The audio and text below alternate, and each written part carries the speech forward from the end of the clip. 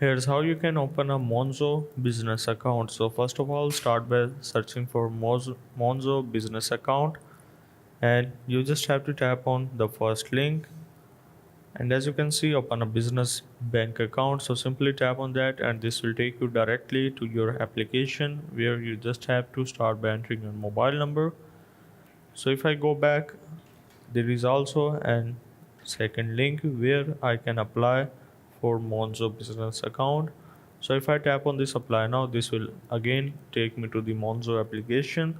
So if I scroll down, this is the procedure of how you can apply for business account.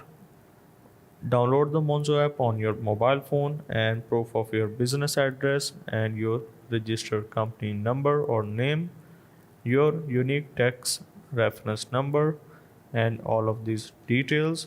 After that, you just have to apply for a business account, and you can also read all of the perks that you will get after opening this account, and at the end you are all set.